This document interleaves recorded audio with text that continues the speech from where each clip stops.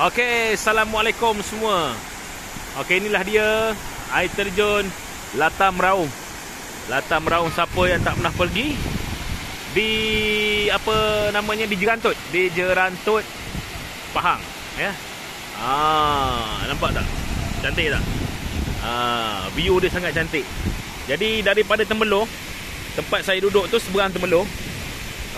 Seberang Temerloh lebih kurang nak sampai ke sini 80 km, ngam-ngam 80 km. Saya dah sukat dengan apa meter kereta saya tadi. Cantik tak view dia?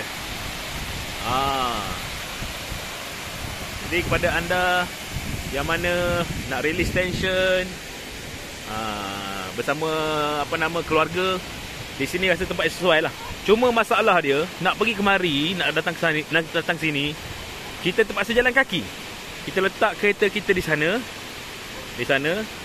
Lebih kurang jalan kaki ni dalam 300 ke 400 meter macam tu lah, baru sampai ke air terjun ni. Tempat selamat, tak ada masalah. Tak ada lagi pecah kereta dan sebagainya. Sebab orang pun ada ramai juga. Cuba tengok air dia, jernih tak? Ni air dia jernih.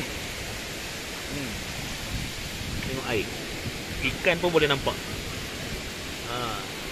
Waktu sekarang ni memang apa orang kata, waktu musim panas kadang-kadang hujan, air dia memang cantik lah. Tak keruh, tak kotor. Tapi yang cantik ni view dia Latam Raung. Tu dia. Okey, Latam Raung ni sebenarnya dekat depan lagi dia Lembah Kiol, ya. Lembah Kiol ni laluan yang sama juga untuk Latam Raung ni. Cuma Latam Raung ni dia masuk ke kanan, Lembah Kiol depan lagi. Macam air terjun Pancing, cuma dia kecil sikit lah daripada Pancing. Dia ada kolam macam ni juga. Cuma batu-batu di sini agak tajam. Jadi saya suggestkan ataupun saya cadangkan, kalau anda yang datang kemari bersama anak-anak anda, gunakan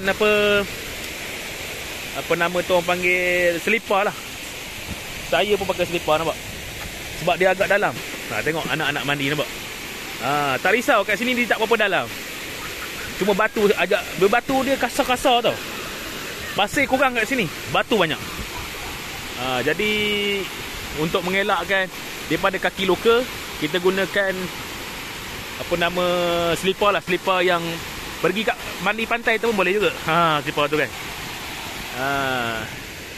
Jadi macam ni lah dia air terjun Latam Raung.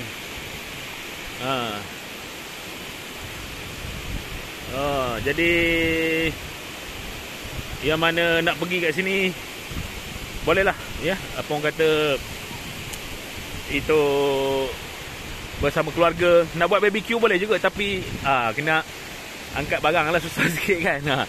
Okey, terima kasih semua kerana menonton video saya ni, dan kita jumpa lagi di segmen yang akan datang. Okey, Assalamualaikum.